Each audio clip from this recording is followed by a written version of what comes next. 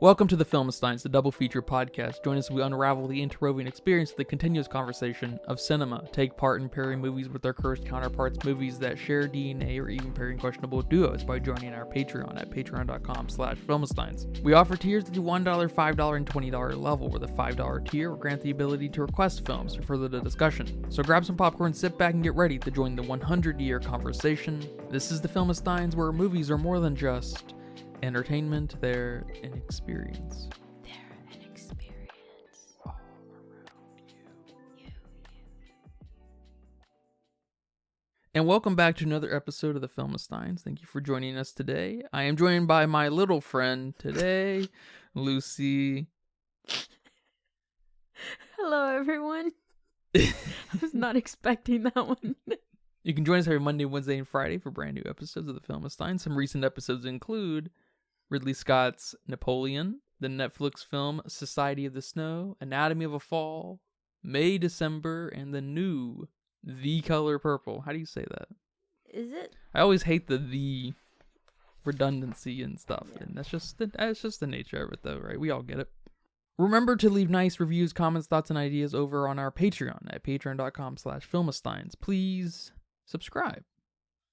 Are you stressed and filled with anxiety like I am? Maybe in a bit of pain from that car accident you had a few years ago?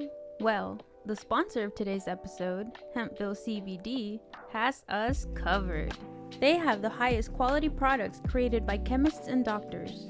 Hempville carries everything from CBD to THC dispensary grade without those despicable dispensary prices. Order your Delta 8, 9 edibles and vapes along with the THCA flower and get free shipping when you spend $50 or more at hempvillecbd.com. Check out the link in the description for more details. But today we are discussing maybe a surprising film. I did not expect to come across this film so soon into the podcast. But Greta Gerwig's 2019 rendition of Little Women. How about that? How about that indeed? Greta Gerwig is quite the filmmaker, I will say. Her movies are really fleshed out and, at the very least, beautifully captured. I didn't love Barbie, of course. I know you didn't either. But it's a beautiful movie. I didn't love Little Women, although I do think it's very good. I think it's better than Barbie. And it's a very beautiful movie. Our dress and sets are the kind of standout things to me, I guess, in this. And they are awesome. The jumping around in time is a little disorienting because our actors don't really age, which is we'll talk about. And I have a little bit of a problem with our so-called main character. But I did enjoy a lot of this movie. The second half is better than the first half. I was a little uncertain about Timothée Chalamet doing his thing, but he really sells me. And I think the real star of the show here, I think there's two, is Florence Pugh and Meryl Streep, without a shadow of a doubt. How do you feel about this movie, man? Do you have any experience with Little Women other than yourself? I just got to a point where I wasn't laughing.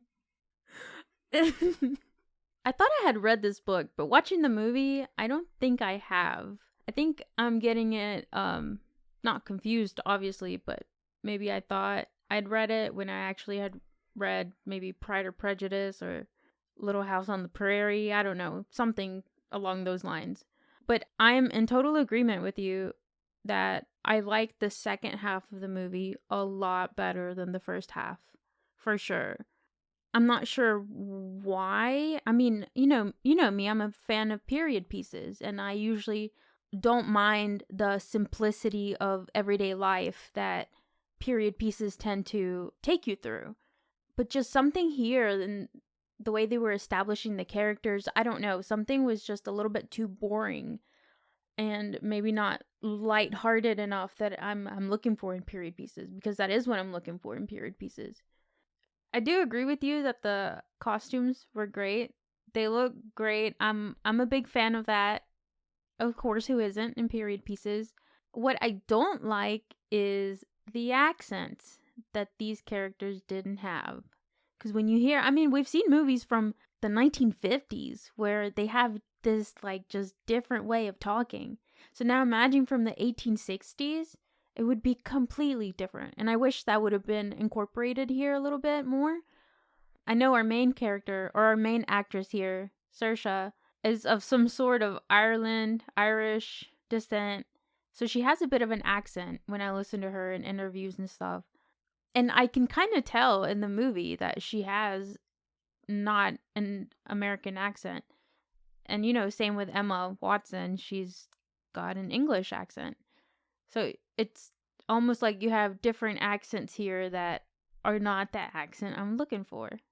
I'm looking for old-timey American accent that is loved and that just makes these types of films. I hear you. I think Florence Pugh is also English. Oh, okay. So she sounded the most American to me. Oh, there you go. That's because she's the star. No, I totally hear you. And there's this storybook element here too, kind of like The Color Purple, where some reality is lost, and I am quick to excuse it because it feels very modern. This movie feels very modern, even though it does take place 150 years ago. It's kind of bizarre in that way, but I am quick to... It's real committed to the bit, so I'm fine with it. Yeah, I guess then I shouldn't call it a period piece if it's trying to be modern. Sure. It's just a coming of age. It is, yeah, because with costumes.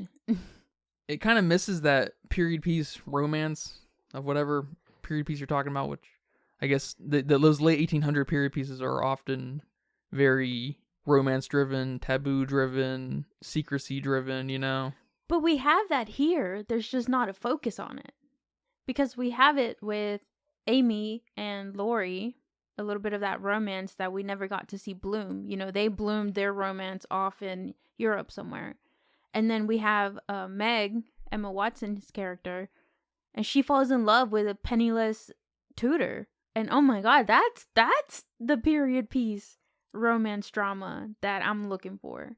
And we don't even see any of that. Yeah, I think you're identifying the problem with this movie. We're a little too focused on just the most boring character. Like, not boring as in, not engaging to watch on screen, but she's just a boring person. She doesn't have very interesting things to do or say, and I think she's aware of that, hence the book that she writes. She writes about her interesting family, and she's the mouthpiece for that. That's her interesting thing to give to the world, which is fine, but it's kind of like what we were talking about in May, December. It's like, but kind of the reverse in some way.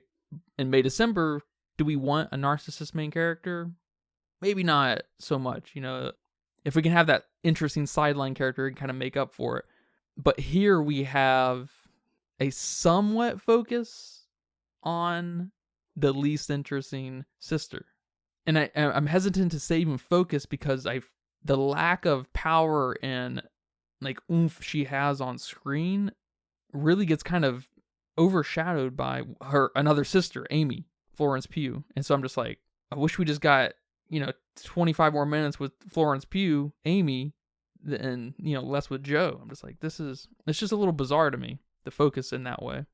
And is it justified by the end? Because it kind of comes full circle, like, oh, she's boring for a reason, so she can give the mouthpiece to the rest of her family. It's like, okay, is that enough for me? I don't know yet, because I'm so interested in Amy's whole spiel of not really having a lot of faith, of just falling in love, and she's very happy and maybe very receptive to learning how to love someone. That's very cool, and that's the thing we don't see, which that would have been awesome. Yeah, and I think that's important, though, because that's the whole point of Joe's character and Joe's motives to make this book, to express her life with her sisters. And I mean, she even has this whole speech when she's talking to her mother about how lonely she is, and she thought her sisters were enough. But, one got married, one died, one, stole her man. So now she feels super lonely. So I get that. I get the perspective there. But the way it's told, it's so boring. I totally agree. And I see a little bit of an echo of this in Barbie, actually, where there's this early rejection of man in some way or another, especially through Joe. It's really is less of a rejection of man and more of a stubbornness of independence. But you see that in Barbie as well in a much more satirical way, I guess. So I'm kind of curious to go back and watch Lady Bird again, Greta Gerwig's, I think, breakout movie, which is great. I love that movie. That's my favorite Greta Gerwig film. I'm curious to go back to that. Yeah, I've never seen Lady Bird. I've always heard good things, I guess. But I don't think I've ever seen it. Do you remember the therapist in Beau's Afraid that's working for Beau's mom? Yeah. He's in it. And he's like, I think he's the school counselor or like school person who like helps people get into college or something like that. He's like a really, he's just a really interesting character in that film. Who was your favorite sister? And were you sad when Beth died? I did not have a favorite sister. There was so much lacking in each one that I don't know. I didn't build the connection with any of them, and I couldn't really relate to any of them whatsoever. So I don't know. But I mean, as far as performances, I would pick Amy with just how well of a job she did. Except when she's in the past. I don't know if I like that, or I'm just kind of not okay with that. But we can talk about that in a second. But no, I was not upset when Beth died. She wasn't built up enough for me to be sad. Although I do think that the way they told us that Beth died was it was phenomenal. It was genius. The way they decide to tell us hits you and shocks you, you know, because we see first this scene where she is alive, or the scene in the past where she is alive.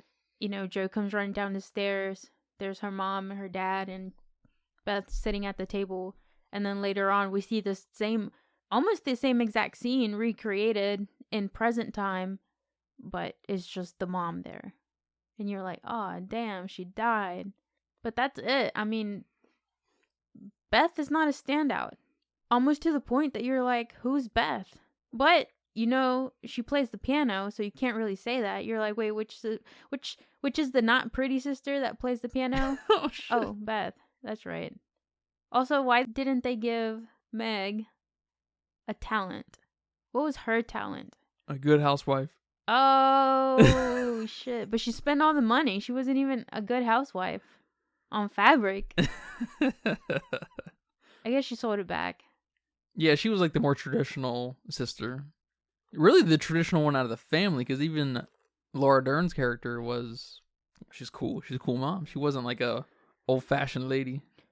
But I mean, Amy was traditional too. But we still gave her an artistic talent. She still wanted to get married. Yeah, but she was much more romantic about it. She was more of like your traditional period piece, you know, Victorian era kind of girl. And Meg was... She was your poor... Oh, shit. All right, got it. Yeah. Got it. And I liked Beth's whole shtick and angle with Laurie's granddad, given the piano and him being really attached to her, you know, musically, intellectually. And I mean, it's kind of stupid, but I was a little bit more sad by his inability, you know, to come to the house and stuff. I was just like, damn, I wish I got more out of Beth, because this is really good. Yes, definitely agree. That's when your heart stings a little bit. But no tears, no sobbing. You weren't there to witness that connection. And you weren't even there to witness his daughter's connection. And it's kind of funny that Beth even died, maybe, because this movie kind of feels bubblegummy. Like there's not really anything bad gonna happen, too. So it's just, I don't know, it's kind of a mixed bag in that. Yeah, for sure. I was surprised we had somebody die here. Well, I was surprised we had a sister die here. I thought the dad was for sure gonna die off in war somewhere, and we hear about it in a letter or something. But nope, they killed Beth. Or like when Amy falls into the water through the ice, I'm just like, what the fuck? This is like all of a sudden this is a problem. But it didn't. They got her out real smoothly. That must be a normal thing. Yeah, to talk about the whole way the story was told non-linearly, I kind of liked it, but I was just confused in some scenes where I wasn't sure if I was in the past or the present. But I was a little too bored that I didn't care to even figure it out. I didn't want to use my brain cells to find out, or I didn't even want to pause the movie to ask you what you thought. I know she tried to do it with the warmness and coolness in some of the scenes, warmness for the past, coolness for the present. And there was a time where Joe chopped all her hair off, so we knew in those scenes, but that was like way later that it didn't even matter anymore. Yeah, it was already established, and yeah, by then, an hour and 40 minutes in, you were either on board or you're just not on right, board, and you're right. not going to get on board. So I don't know. I don't know if that was the right choice or if she should have just made it so obvious. I mean, I love when other directors take a more obvious approach. One of my favorite ones is in the show 13 Reasons Why, and in the beginning of the season, I want to say it's the second season. No, it's the first season. In the first season, we make Clay, our main guy, hurt himself. He fell off his bike or something, so he has this big gash on his forehead. It's so obvious.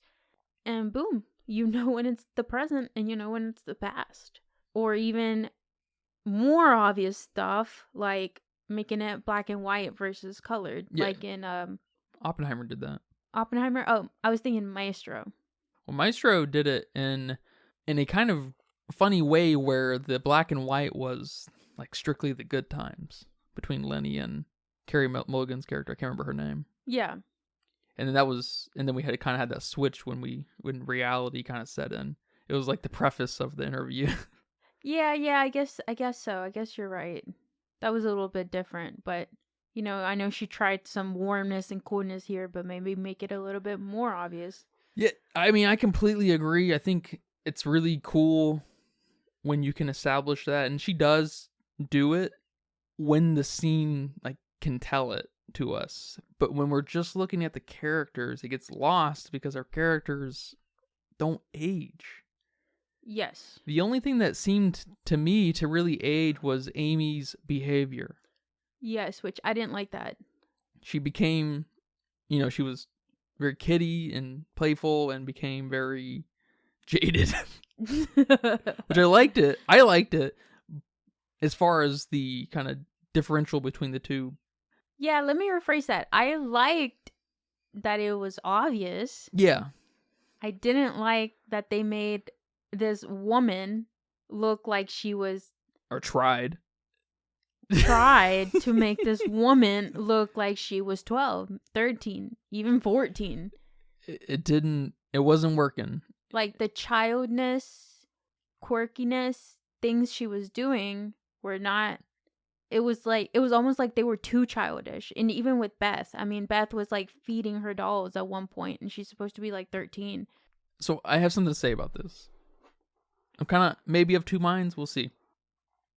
Part of me likes the childness within Amy and Beth when they look, late teens at the very least.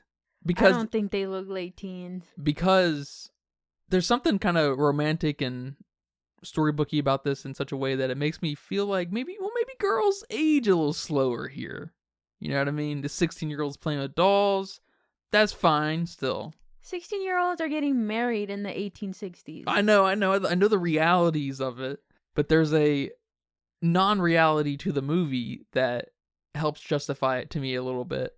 And just a little bit. But and if you can just, in most scenes they're not playing with dolls, they're kind of have quirky, yeah, they're just having fun behaviors, is sold much better if we can just get rid of the doll thing, get rid of the play, that part of it, keep the plays that they kept putting on and stuff, do everything else, maybe get rid of the toy plane, and then maybe we can just up the age of all of these characters by 5 years. Because supposedly she's 12 or what, Amy's 12 and Beth's like 13 or whatever. Let's make them... Well, Beth obviously needs to be the younger one. Beth needs to be, 16, 17? Amy can be 18. I think Amy's the youngest one. Yeah, in the book. Yes. But there's that sister rivalry with Joe and Amy being the youngest and thinking she gets away with everything. Which was a little bizarre because we didn't get any texture in that. And especially because, I mean, Amy looks like she could be the same age, or if not older. Like these characters all, with the exception of Emma Watson, she definitely looks the oldest of the three, but they are not young enough to, and they don't make a big deal about their age other than the toy plane. That's kind of that tether, that real heavy tether to that youngness. Well, they also put Amy in school. That was super bizarre. That's weird. And with other girls that looked like they were young. They looked like they were 12. I thought she was going to be the assistant or something. She was not the assistant. And there's maybe something to say about there was no standardized schooling, so maybe you can go to school, maybe you can go to girls' school or whatever school, public school, at any age in this time, kind of thing. And I was like, okay, I'm sold for that. But she's a kid, but she's really not a kid. I'm like, this is a little off. Yeah, and I don't know how that could have been fixed. Maybe like what you said, age them up a little bit. Get rid of the just toys. Age them up, yes, completely. Yeah. That would have completely done it, because you change a lot from 12 to 19 to 20. There's a big growth spurt there. But from 17, 18 to 27? Yeah, not too much. Yeah. Not too bad. I still look like, hopefully, when I graduated, at 18, 19. So there's a funny thing happening there. And I would have not enjoyed a recast, how we have half the movie and bounce between them, House of Dragons style, even the color purple, but the color purple, it does it with one character, really, because Mister's Kids, the adult version of Mister's Kids can be whoever. Right. But that important one is obviously Seeley. It's just, it's kind of a frustrating thing, and it made it a little bit disorienting, but for the most part, the color of the screen could ground you where you're at. Yeah, and I think they did an amazing job with at least the ensemble of cast they had here. I think these people had some chemistry, and they liked working with each other to some degree. So maybe introducing younger versions of them would have complicated that chemistry a little bit. So I'm there with you. No cast changing, no actor changing. But yeah, it was a little bizarre for me to watch that, for sure. Like this big kid with boobs playing with little tiny dolls. I mean, like, what is going on here? It's not too far from what we were talking about in May, December, where you have these weird Hollywood kind of choices being planted. And it's like, I don't know. It's odd. But let me just say, despite some of the boringness, this movie still had some drama. It still had some juicy stuff that I really liked, and particularly with Amy. And I feel like that's why you think Amy's the star here, because she gives the most.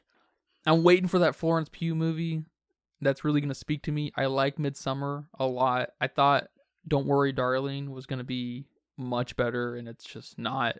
And that's not a Florence Pugh problem.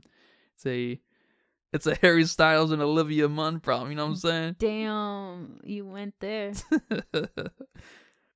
But she's got a really powerful screen presence. Just period. Kind of like Joaquin Phoenix. There's something that's just different about her that I like a lot. Well, I wasn't talking about the actress. I think she's okay.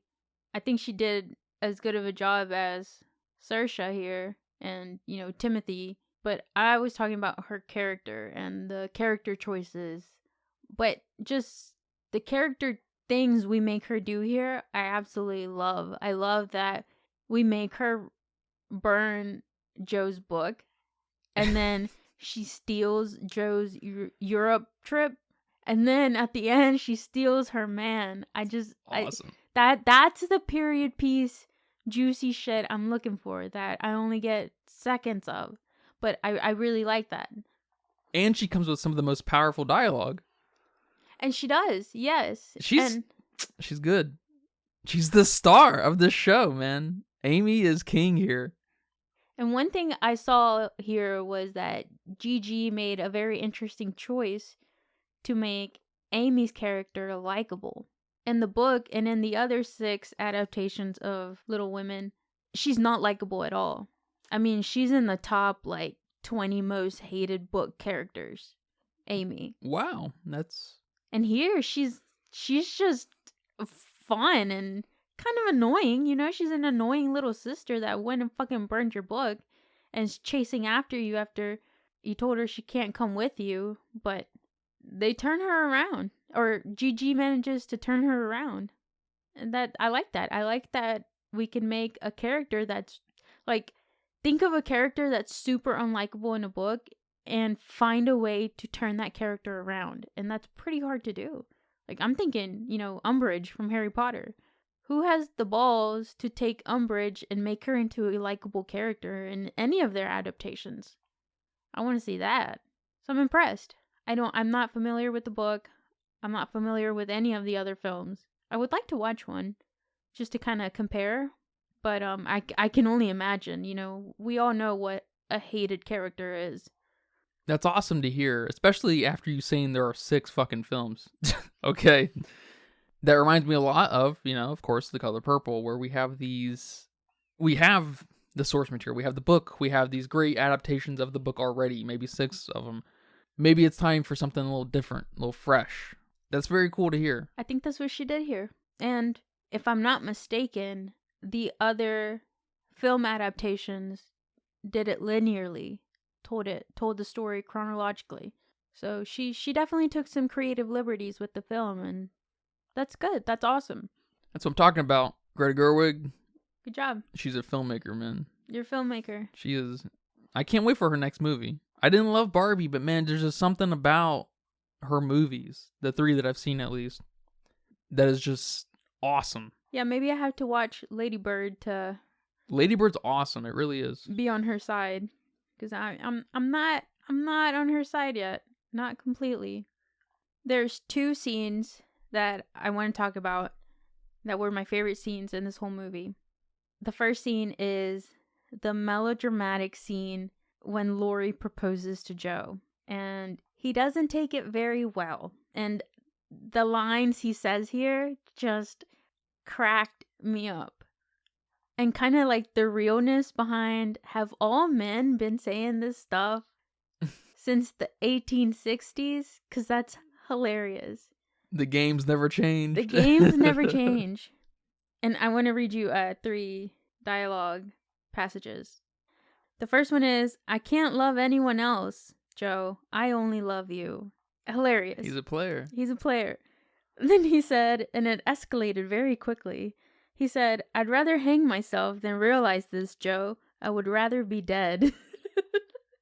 And that's when I knew all men were alike. I'm gonna fucking kill myself. And then this one just cracked me up. After, Joe tells him that she believes she'll never marry, no one ever again. Not again. That she'll never marry ever. He says, "I think you will marry, Joe. I think you will find someone and love them and die for them because that's your way. And I'll watch."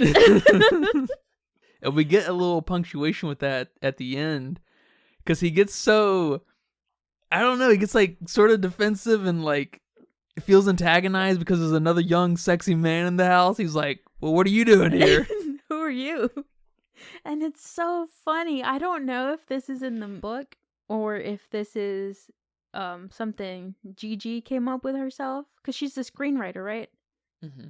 But it's genius, and I love it. And it's that little modern piece that, okay, maybe this, I don't mind if it's a little too modern, because it's hilarious. And then just the way he says, "and I'll watch," and then he just stares at her kind of like a creep, and it's so funny, and I loved it. That made me laugh so much. And my next favorite scene was when we discover that Amy got hit on her hand by her teacher. And I guess this is more of this whole sequence that happens right after that. We discover, and I love everything about it. From when Laurie and the tutor are peeking at Amy through the window, and then they ask her, what's wrong, and she has this whole breakdown about how she's gonna get in trouble at home, to when everybody just comes flooring into Laurie's house and they're all like mesmerized. It's like you find out that one of your friends is rich and they have all this shit, and you're like, cool, you have a ping pong table, you have a TV, you have a PlayStation, and they're all so excited, to the end when all that energy, all that love and commotion and excitement leaves, and we have these three men just left there, kind of like, what the fuck just happened? But they loved it, and it's like a little bit of brightness in their day, and then it just went away like that, and they didn't know how to feel right after that. And I love that she captured it here. That was a nice, very nice sequence. All of it was so chaotic, and it was good. Yeah, I think it's arguably the best little sequence in the whole movie. And it's dissipated, perfectly, man. The grandpa, Mr. Lawrence, that's what they call him. That's what they call him. Mr. Senior Lawrence, he's kind of like Meryl Streep's character, just an excellent little side piece that's just totally in control when he's on screen. It's awesome. Yeah. And he's just like, all right, back to work. Yeah. Because he's even affected by it. He's not noticing they're affected by it. He is, obviously, but they're all three are affected by that energy. Because he wasn't even in the room when they all stormed in. He came in like, what is going on? What is all of this? And I loved it. Even the cute parts where Joe is like, oh my God, you have all these books. Why didn't you ever tell me? And then you have Amy here pointing to a drawing. She's like, will you buy this? Will you buy this? Like, you should buy this. And then when they're all leaving, walking out the door, and they're still fucking talking. The direction's crazy. These are the kind of things I'm talking about with Greta Gerwig just being... I can't wait for that film that she makes that I love. Because it's going to be a 5 out of 5 kind of situation. It's going to be an Ari Aster kind of situation for me. Because she has got this... She's just got that energy on lock, because there's a lot of scenes like that wrestling scene where they're arguing, like that scene right after she burns the book, the ball scenes, when they're dancing out on the porch, and there's probably like 15 scenes that are kind of in that boat where there's just like so many moving parts, and it's never disorienting, and it's always beautifully captured. Yeah. And it's awesome. It's very cool. Yeah, I wasn't thinking about that sequence in particular, but that is probably the best sequence in the whole movie. I agree. Either that or the one where Laurie is in like Amy's studio. That might be my other favorite sequence, when she's an adult. Mm-hmm. And then every scene with Meryl Streep is amazing. Oh, she's hilarious. She was hilarious. It's always a nice touch when movies give you some good humor, not your forced, what do you call it? Your forced, like the Marvel humor? What'd you call it? I don't know. You can call it a lot of things. Football humor? I don't know what you called it. Like, it was funny. Like film bro kind of stuff. I don't know what to call that stuff. It's just this. It's the kind of humor that happens in real life, unfortunately, where you get a group of friends together and someone says something funny and then everyone repeats it in different ways, or everyone thinks they're funnier than each other and they gotta outdo each other. It's just like, guys, please, I can only cringe so much. So, but that might just be me.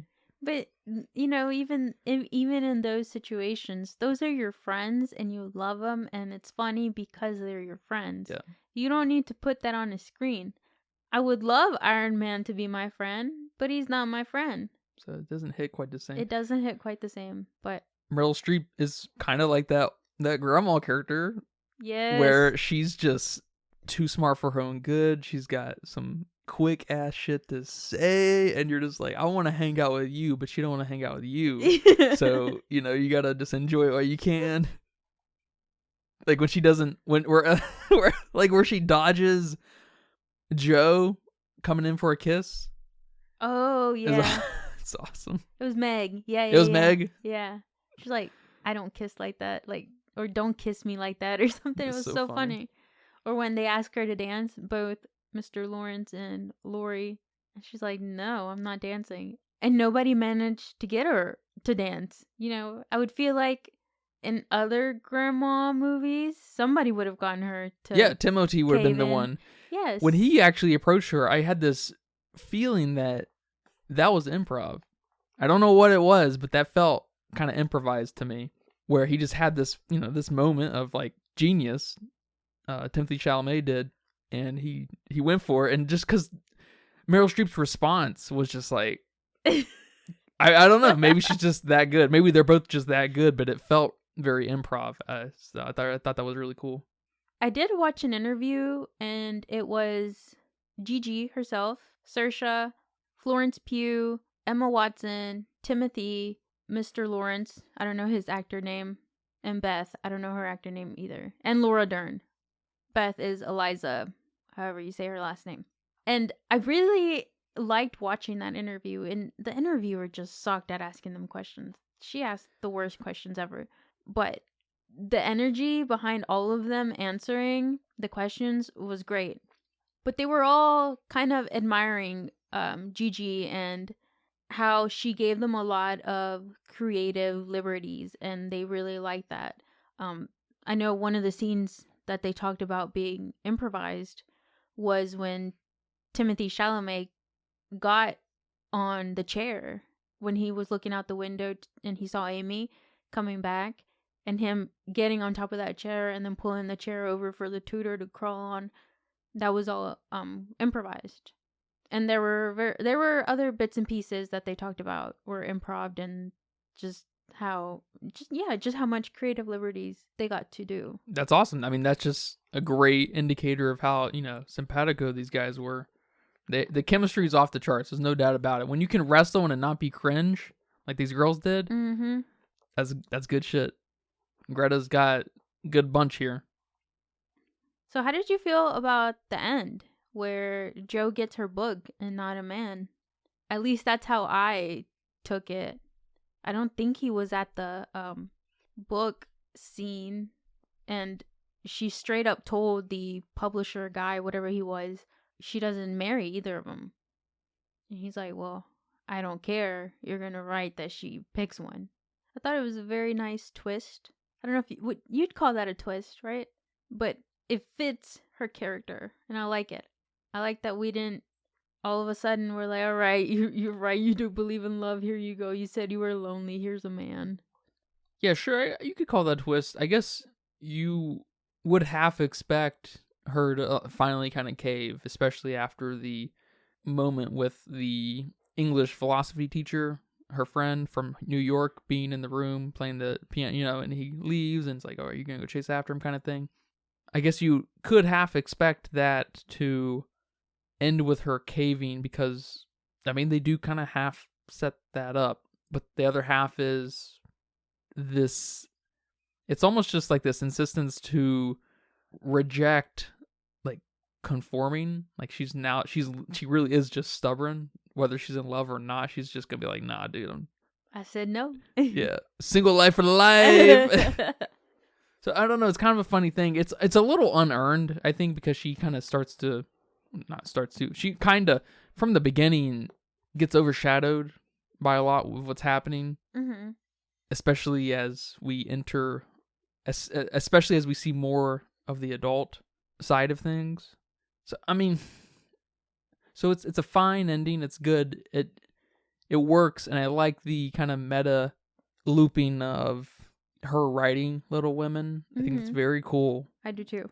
But I don't love that we end on the big note being hers, because it just doesn't feel earned in that way. And I just can't get away from her just not holding her own against Florence Pugh and Timothy Chalamet and even Meryl Streep.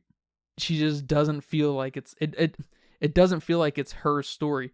And it's not, so it helps justify that. Like we said in the very beginning, she's the boring one. So I'm kind of having to negotiate this in my head of where this sticks everything, because our final sticking point is everyone together, all the sisters together and everything. Right. So it's just like, I just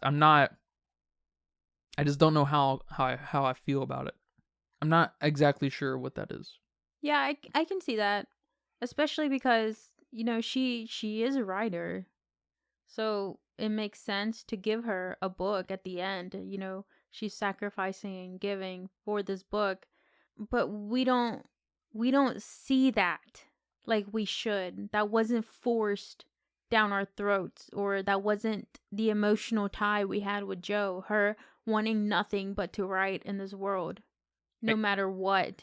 It's almost like she's missing a little bit of romance, I guess kind of ironically, because she's a writer. She is somewhat of a poet or storyteller, but she's missing that flair.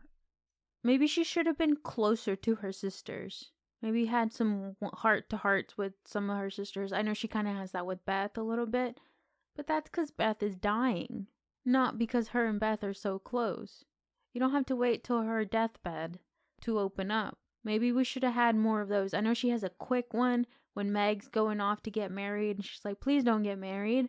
But it wasn't, please don't get married because we have this great connection. It's, please don't get married or I'm going to be alone. It's almost like they kind of don't justify the way she feels about things. Yeah. Because we're sold on the conformity of things. All right, we want to go out and get married. Everyone does it. That's just how things are. But what's up? That makes her interesting, though. The fact that she doesn't want to do that. But she's boring. So why do you want to do it? Why? Yeah.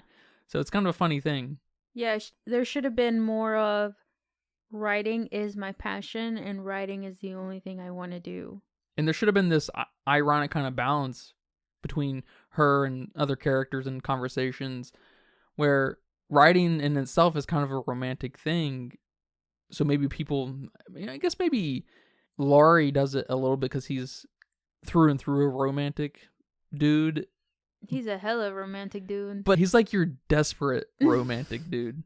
Not a hopeless romantic. He's just fucking desperately romantic, If I couldn't get one sister, I'll get the other. Like, he doesn't even want to get a job. He just wants the love. He doesn't want to work for his granddad. I don't know. So there's just not enough there for me. But it does kind of fold in on itself and justify itself. Yeah. So it's a little bit of a funny negotiation I have to go through. And it would help if she was just a little more powerful on screen. Because that's the funny thing about, like, in Lady Bird, she's kind of a lame-o. That's important to her character. Mm. And it's awesome in that movie. But she's kind of the entrepreneur of the family. So I feel like she needs to be a little more outgoing or something. Yeah. But because I liked I liked the talks between her and the publicist or whoever, the editor. Those were fun. Because you could even see him kind of lightening up on her and stuff. And then we did have that one weird cutaway of him and his family. Oh, yeah. And his daughters or whoever are like, we need to know what happens. Just like, that was a little weird. But it wasn't too weird. It was fine. So. Yeah, overall, at least it was consistent. Totally. It was consistent and it looked good. And it's a beautiful movie. And the chemistry is off the charts. And it's... Yes. I gotta ask you, what did you think about Saul from Better Call Saul and Breaking Bad being their dad? That was Saul? Yeah. No way. That's funny, right? That's weird. Like, what is this lawyer doing here? Why is he here? No wonder he didn't fit. Go be a lawyer somewhere. That's probably what he was secretly doing. He wasn't in the war. I guess lawyers weren't very lucrative back in the day. He was broke.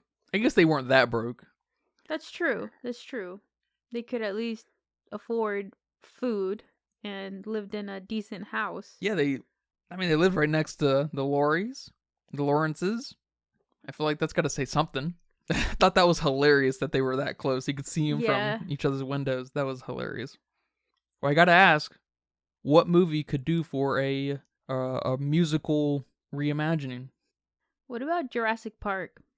Well, I was going to say Little Women. Oh. I think Little Women is a perfect movie for a musical remake. Yeah, that's better than mine. Jurassic Park would be pretty funny, though. Like a dinosaur singing away. But in roars, because they don't talk. I guess they could. They could talk. In the musical. Or you give them roars. I don't know. They could just harmonize with their sounds and stuff. That'd be kind of cute. Yeah. I'd cry.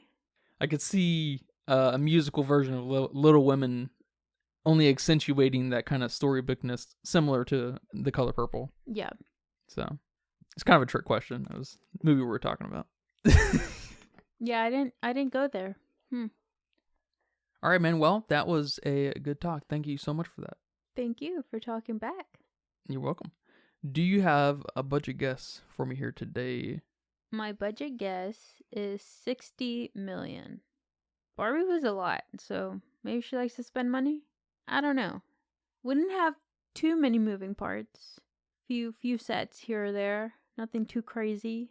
Nothing too crazy with the costumes, no CG, so I don't know. It's fair. It says here that it was $40 million. Wow. Okay. 40 million though? That still seems like, 60 million was a lot, but I'm just going based off of Barbie being a lot, really. But Barbie was a lot. There was a lot of things in Barbie. And a lot of shit that I imagine had to be built and get super creative on. But none of that here, so interesting. Yeah, I don't know if they like built those houses or whatever. Yeah. So but apparently it made about $219 million, so it made a good bit of money. All right. I didn't know it was a hit. Yeah, back in she's the day. set with that movie and Barbie. Her next film, it's paid for. Yeah, totally. No, she can, after Barbie, man, she's going to be able to do whatever she wants for the rest of her life. Good. I hope she doesn't make a Barbie. I mean, she can make a Barbie too if she wants, but I hope she, does something else. I know she's making those Narnia movies for Netflix, but, who knows when those come out. That's true. And I mean, Barbie didn't really leave for a sequel unless it's Barbie out in the real world or Barbara, whatever her name is. Who's Barbara? Isn't that Barbie? Isn't that her real name? Oh, okay. She's not going to go as Barbie in the real world. She's going to go as Barbara, right? I don't know. Yeah, a lot of money though. That's very cool. I didn't know that was a big hit back in the day. It's very cool. Yeah, and I wanted to see it solely because it had Timothée Chalamet and Emma Watson, probably two of my favorite actors. Well, really, I like Timothée Chalamet as an actor. I like Emma Watson because she plays Hermione and Gotta Belle. support her. Yeah, I gotta support her now. Like she's my childhood dream, being Belle and Hermione. So gotta support her now, and anything she does now, I'm a supporter, just by blood here.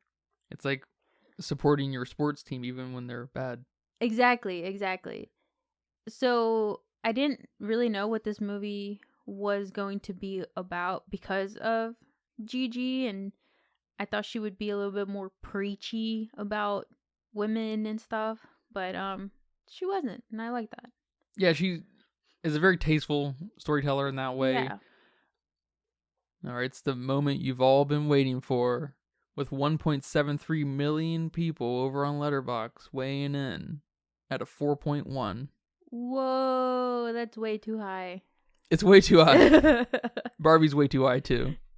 They're good films. They're arguably great films, no doubt, but the fours are a little high.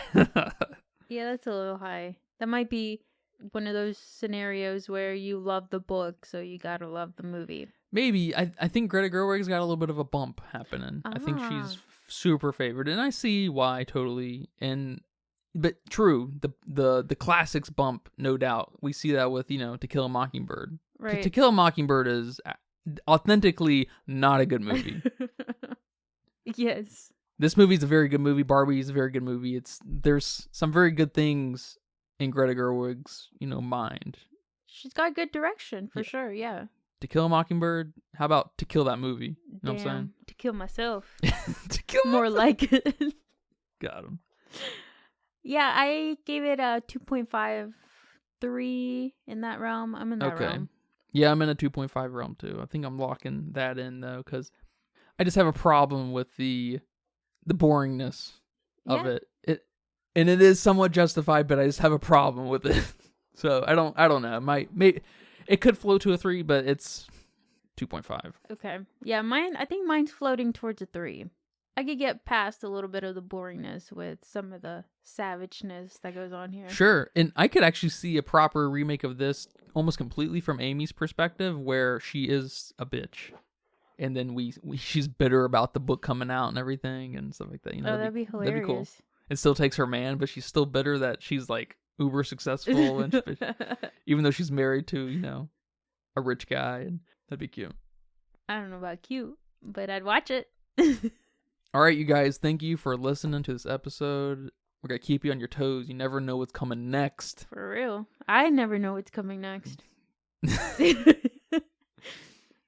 And remember, we post every Monday, Wednesday, and Friday with brand new episodes of the Filmistines over on patreon.com/Filmistines, Pandora, Spotify, Apple Podcasts, Google Podcasts, all the goods. Remember to leave nice reviews, comments, thoughts, and ideas over on our Patreon at patreon.com, and come request a movie. Any movie. Any movie? I mean, I'll decide. I might veto some shit. I'm not scared. Even...